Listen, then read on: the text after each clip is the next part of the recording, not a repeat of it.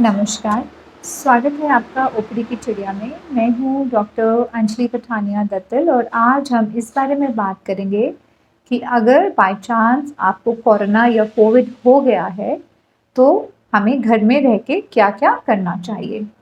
तो जैसे ही हमें बुखार आए और हमारे मन में ये शक पैदा हो कि ये कोरोना तो नहीं, तो सबसे पहला काम जो हमें करना चाहिए वो ये है कि हमें अपने आप को सबसे अलग-थलग कर लेना चाहिए, आइसोलेट कर लेना चाहिए। हो सके तो अलग कमरे में रहना है, खिड़की दरवाजे खोल देने हैं, घर में जितने भी एग्जॉस्ट फैन्स हैं, उनको ऑन कर देना है और घर के सभी लोगों ने मास्क पहनना है।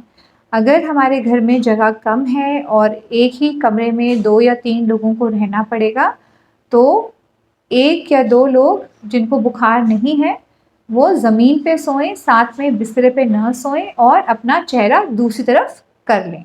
बुखार आने पे हमें तुरंत ही डॉक्टर की सलाह लेनी चाहिए, खुद हॉस्पिटल जाके या टेलीमेडिसिन के द्वारा, और जो भी उनकी एडवाइस है उसका पालन करना चाहिए। गर्म पानी की भाप लेनी है दिन में 3 बार, चेहरे से थोड़ा दूर रख के। बहुत पास भाप लेके अपने मुँह को बहुत ज़्यादा मत सेकिए। गरारे भी हमें तभी करने हैं अगर हमारे गले में दर्द हो रही है।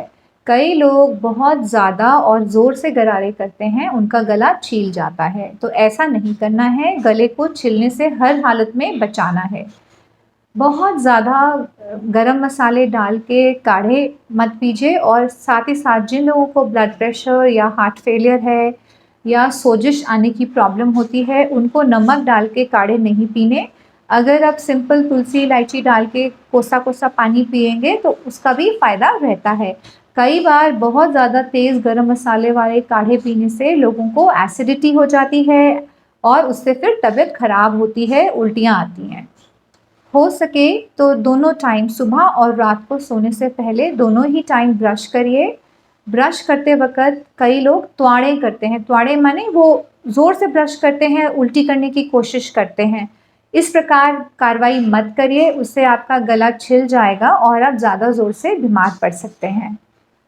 शुरू-शुरू में कई लोगों का कोरोना के कारण पेट खराब होता है, तो अगर इस सेकंड वेव के दौरान आपका पेट खराब हो रहा है, आपको उल्टियाँ, दस्त लग रहे हैं, इसको भी कोरोना ही समझ के आइसोलेट करिए और अपने शरीर में पानी की कमी मत होने दीजिए। इसलिए आपने खुला-खुला पानी पीना है, ओआरएस पीना है, चावलों की पिच या रेल पीनी है, यानी कि चावलों को एक्स्ट्रा पानी में, ज़्यादा पानी में उबाल के उस पानी को हल्का-सा, थोड़ा-सा नींबू डाल के, थोड़ा-सा नमक डाल के पीना है। इसके अलावा आप घर की बनी हुई सूप्स जैसे दाल का पानी, चने की दाल का पानी, टमाटर की सूप या चिकन की सूप भी पी सकते हैं। अपने आप को हाइड्रेटेड रखिए, अपने शरीर में पानी कम ना होने दीजिए, खुला-खुला पेशाब आना है। साथ ही साथ डाइट की भी बात हो जाए तो घर का बना हुआ सिंपल सादा खाना आपने खाना है। बहुत तेज़ मिर्ची या बार-बार चाय, कॉफ़ी नहीं पीनी, उससे एसिडिटी होती है। इसके अलावा 5वें दिन ऑनवर्ड्स, बुखार के 5वें दिन से लेके आगे तक आपने दिन में कई बार पेट के बल लेटना है। पेट के बल लेटने से फेफड़ों में नीचे तक अच्छे से हवा जाती है और फेफड़े खुलते हैं, वेंटिलेट होते हैं। साथ ही साथ कोरोना में खून जमने की प्रॉब्लम भी हो जाती है।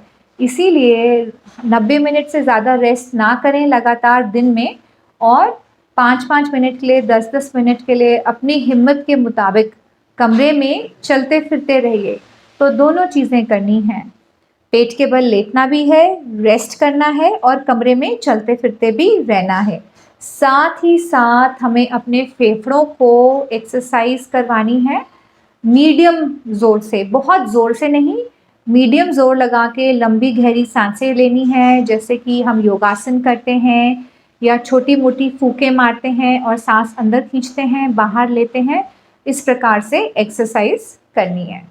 5वें दिन से, बुखार के 5वें दिन से हमें चौकन्ना हो जाना है, क्योंकि अगर कोरोना हमारे फेफड़ों में जाके निमोनिया पैदा करेगा, तो 5वें दिन के बाद से ही तबीयत बिगड़ने लगती है।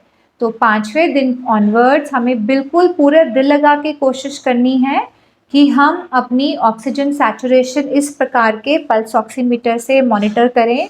अगर हमारी ऑक्सीजन सैचुरेशन 94 के नीचे जा रही है या 6 मिनट कमरे में चलने के बाद हमारी ऑक्सीजन सैचुरेशन 2 या 4 पॉइंट गिर जाती है, आम तौर पे चलने के बाद ऑक्सीजन सैचुरेशन उतनी रहती है या बढ़ जाती है।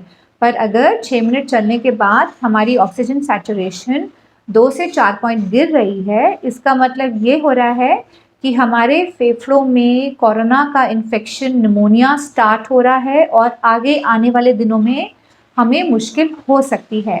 तो अगर हम अपने घर में पल्स ऑक्सीमीटर से सैचुरेशन मॉनिटर कर रहे हैं, तो हमें बीमार होने से 2 दिन पहले ही मालूम चल जाता है कि हम तकलीफ में जा रहे हैं और उस वक़्त डॉक्टर की सलाह लेने से, डॉक्टर को जाके दिखाने से, डॉक्टर हमें स्पेशल दवाइयाँ लिखते हैं, जिससे इस बीमारी का बढ़ना रुक जाता है। तो प्लीज़ अगर आपकी सैचुरेशन कम आ रही है, आप घर में मत बैठिए, आप हॉस्पिटल जाइए, डॉक्टर की सलाह लीजिए या टेलीमेडिसिन का इस्तेमाल करिए। कई लोगों के पास पल्स ऑक्सीमीटर नहीं है, मार्केट्स में मिल भी नहीं रहा। तो मेरी सबसे रिक्वेस्ट है कि अपना पल्स ऑक्सीमीटर अपने आसपास के घरों में ज़रूर प्लीज़ शेयर करिए। पल्स ऑक्सीमीटर से एक से दूसरे को कोरोना नहीं लगेगा। अगर मैं किसी के साथ अपना पल्स ऑक्सीमीटर शेयर करना चाहती हूँ, तो मैं उनके घर के बाहर उसको सैनिटाइज करके रख दूँ।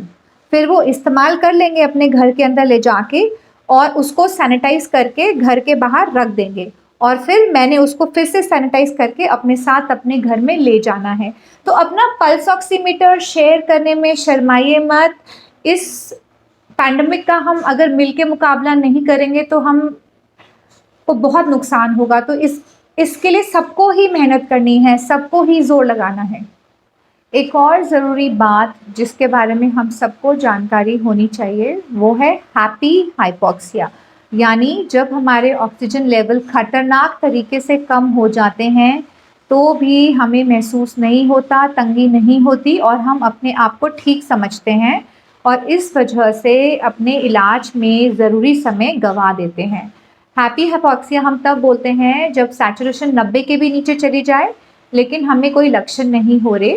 ये खास तौर पे कम उम्र में जो लोग बुजुर्ग नहीं हैं, जो 30 साल से 65 साल के लोग हैं या उससे भी कम उम्र के लोग हैं, उनमें में होता है। उनकी सैचुरेशन अगर 80-85 भी हो, उनको कोई दिक्कत महसूस नहीं होती, उनको बिल्कुल फिट लगता है और इसीलिए वो अपने सही इलाज के लिए सही समय गंवा देते हैं और धोखा खा जाते हैं।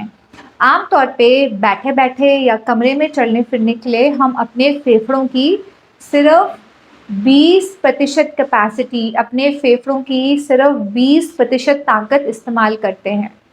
तो अगर कोरोना की वजह से हमारे 50% फेफड़ों में भी निमोनिया हो जाए, हमें लक्षण नहीं महसूस होते हैं सिवाय बुखार और खांसी के।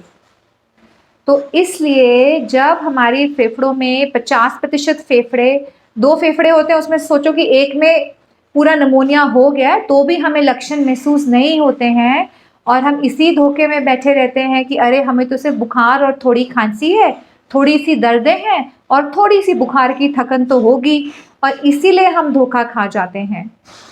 हमें अपनी पल्स ऑक्सीमीटरी करनी है और उसमें अगर 90 के नीचे रीडिंग्स आ रही हैं, हमें उसको नज़रअंदाज नहीं करना है। हमें डॉक्टर की राय लेनी है, हॉस्पिटल जाना है, अपना बैग पैक करना है। हो सकता है हमें डॉक्टर एडमिट करें, क्योंकि अगर हम ये खिड़की, ये विंडो, ये मौका गंवा देंगे तो अगले दिन या 1.5 दिन बाद हम लोग ज़्यादा सीरियस हो जाएंगे।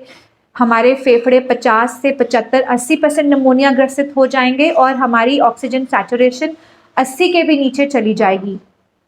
75, 77, 70 होने लग जाएगी। उसके बाद हमारी जो बॉडी का जो काम करने का तरीका होता है वो स्पाइरल डाउन होता जाता है, नीचे से नीचे आता जाता है। उसके बाद रिकवरी करना मुश्किल हो जाता है। तो अपने हैप्पी हाइपॉक्सिया के भुलेखे में मत आइए। अगर सैचुरेशन आपकी 90 के नीचे हो रही है, टेलीमेडिसिन से या साक्षात हॉस्पिटल जाके डॉक्टर की राय लीजिए और एडमिट होने के बारे में सोचिए। उम्मीद है इन सारी बातों से आप ज़रूर फ़ायदा उठाएँगे, ये जानकारी अपने बाकी प्यारेजनों से भी शेयर करेंगे। धन्यवाद। जय हिंद।